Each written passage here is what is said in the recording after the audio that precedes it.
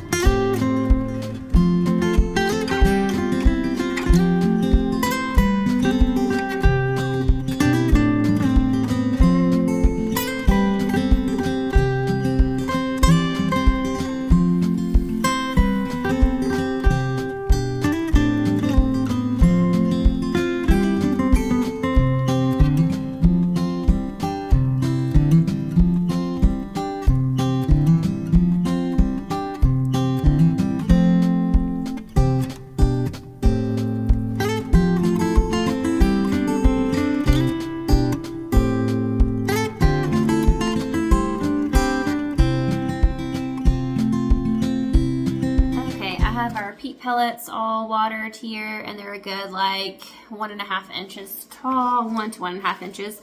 That's where you want them to be.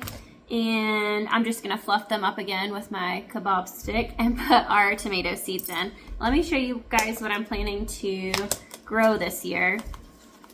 If you guys saw my seed box, my photo storage box that I used to organize all my seeds, I have them all labeled. These actually are everything that I'm planning to start in the next few weeks. So I have my tomatoes in here, I have carrots in here, some herbs, everything that I'm really planning to start in the next couple weeks so I don't get confused. I've been putting everything in a spreadsheet of when I need to start it, how I need to start it, if it requires light to germinate, if it requires heat, whatever. But I have everything in one right now just so that I can remember to start these on time. So for my tomatoes, I have a few different varieties here, and several of them are ones that I haven't grown before, so we will see how they turn out. I have our Dr. Witchy's yellow tomato. You guys, let me know, comment below and let me know if you've grown these before. It seems like a really popular tomato to grow, so I'm excited for this one. Cherokee Purple I have grown before, just not the one from M.I. Gardener. Same with the Wisconsin 55. We have a Black Prince tomato. Those are all slicing tomatoes. And then I have Matt's Wild Cherry tomato. a yellow pear tomato. We have a Grande Rio Verde Tomatillo. I did these purple tomatillos last year. I'm not going to do these this year. I'm just going to do the green ones. I think these are larger than the ones that I grew last year as well. So we'll see how they turn out. And then I have Amish paste tomato and Roma tomato. All of these are indeterminate tomatoes except for the Roma. This is a determinate tomato, like a bush variety. I've actually never grown a determinate tomato before.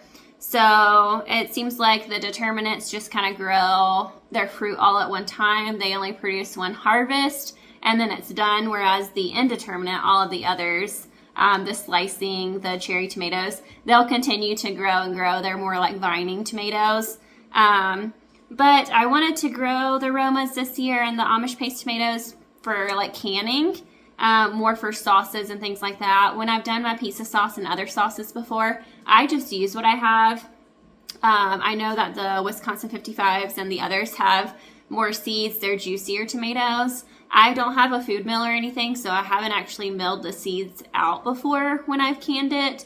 But we don't really mind it. Sometimes I'll add tomato paste just from a can into the recipe that I'm making to thicken it up a little bit. But I'm excited to grow the paste tomatoes, the Roma and the Amish paste this year, specifically for canning for pizza sauce and things like that. And we'll see how that turns out. But yeah, I'm really interested to see how it does, this determinate one as like a bush variety. I also need to figure out where specifically I want to plant it to, if it's going to be more of a bush tomato rather than a vining one. We'll see. So that's what we're going to do. I need to decide. So I have 72 peat pellets here in this tray, and I have 1, 2, 3, 4, 5, 6, 7, 8, 9 varieties of tomatoes that I want to grow. So I need to figure out how many of each I would like to do. So I'm just going to start planting them. I'm going to do one row going down at a time. And then at the end, I'll decide if I want to add more of each one, or if I want to just toss some herbs in here instead. I was going to wait and do all of my herbs together in a different tray at one time. But I might go ahead and toss some in with this. We'll see. Let's go ahead and start some of these.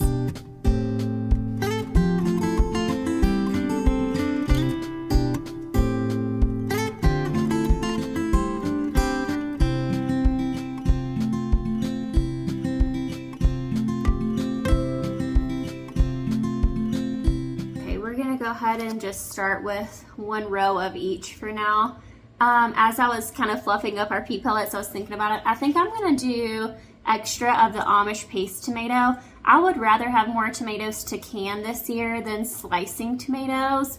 And since the Amish paste are the indeterminate ones and they're more of a vining variety, I'd rather plant more of those. I just don't know how much room I have for many of the Roma plants. So we're going to try to do more of the Amish paste. So we'll just do a single row of each first, and then I'll add more of those.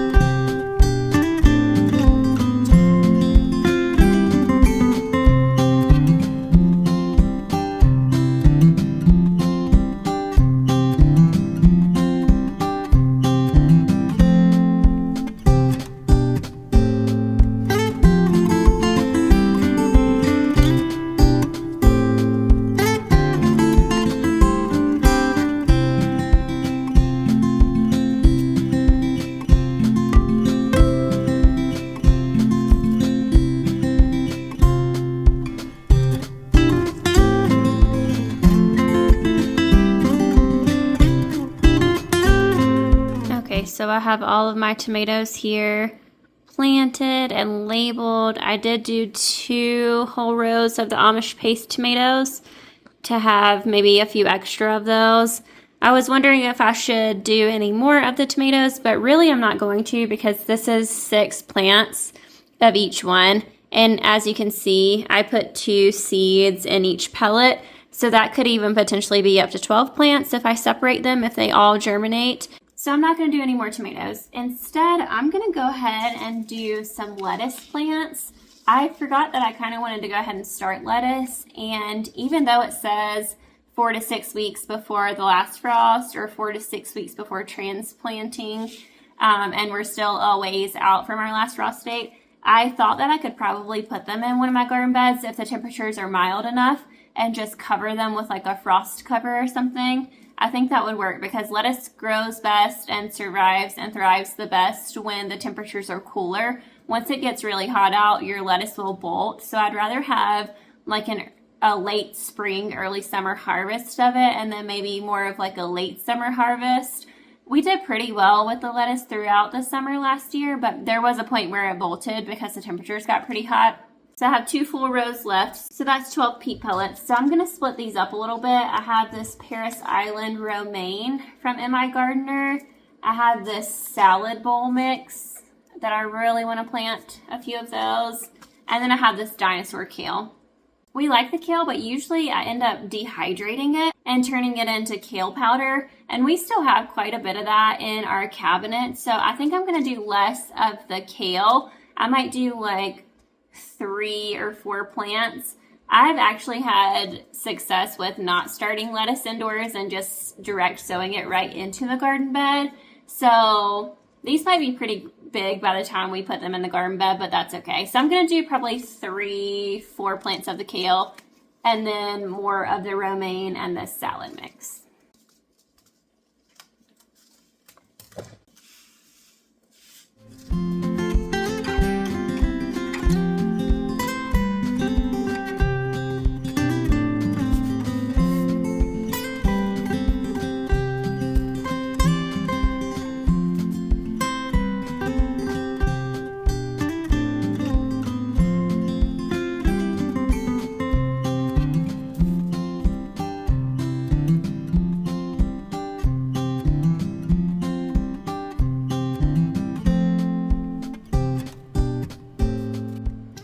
So we got our lettuce all planted. With these lettuce plants, you can succession sow them. So I want to start them indoors so that I have like an late spring, early summer harvest. But then I'll continue to just plant them every so often, 2 to 4 weeks or so, straight into my garden bed because that worked really well last year. So to have basically like a continual supply harvest of salad. I was able to give a lot of my leafy greens away last year. I don't think I need to do as many plants as I did. I think I had probably 12 or more total lettuce plants. And this already is quite a bit. 4 kale, 4 romaine, and 4 salad bowl mixes. So still 12 of different varieties. But like I said, once it gets hot, they'll bolt. So I don't know that I'll be able to have the salad throughout the entire summer season, but we'll see. I'm excited to at least have some in the beginning, and if I can cover it with like a frost cover or something, if it's going to continue to be snowy and frosty throughout May, then I'll do that. I wanted to show you guys too this tomato and tomatillo variety. I think I showed you this packet in one of the other videos. This, and I have the herb one as well. The medicinal tea herbs. These both came from Amazon. I didn't realize a lot of the seeds that I ordered from MI Gardener are actually in this packet. The Dr. Witchies is in here, the yellow pear tomato, the Roma, and the tomatillo. So I could have actually just used these. I think I'm going to save all of these for next year and see how these MI Gardener seeds do first and then maybe compare them. I could plant a couple and compare them this year side by side, but like I said, I don't think I'm going to. As long as I have success with these germinating well, I think I'm just going to leave what I have for the tomato plants. It's okay if I have too many. I can definitely like give some away or whatever. but I'm really hopeful, based on the pepper germination rate back there, I'm really hopeful that these tomato plants are gonna germinate just fine. I'm not gonna have to reseed them or anything. So if we see that we need to do that, I can always plant some more or try some of these. But for now, I'm just gonna stick with what we have. And then stay tuned for a future video, because I'm gonna do all of these herbs together. I'm gonna do an entire like planting of my tea garden situation.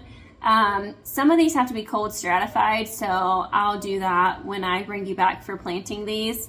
So I'm just gonna go through and cover all of my little seeds up with the soil, and then we'll get them like lightly watered again, and then I'll probably go ahead and just put them on the heat mat, not under the grow lights. I think I'll set a heat mat up here on the top one and just leave the grow lights off until they germinate. And once they start popping up into little seedlings, then we'll add light. I'll continue with the heat until they're all germinated and all decently sized seedlings, and then we'll turn the heat off and just do lights at that point.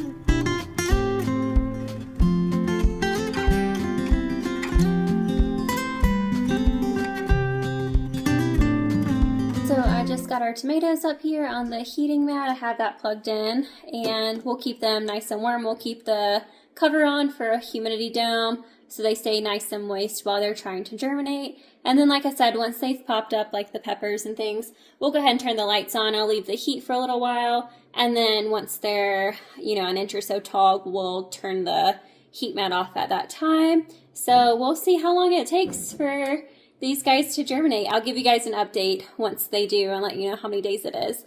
I think I'm going to plant some rosemary too. I have some organic seed starting mix. I'm going to do that outside. It is such a nice day outside. It's like 50 something degrees.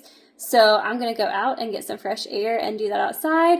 And then I will bring that pot back in and put it on my grow shelf. I'll keep everything on the grow shelf for now until the temperatures are warm enough to put some things outside. And then the rosemary, things that are like potted, I could even put on my patio for a little while before the temperatures get really warm for summer.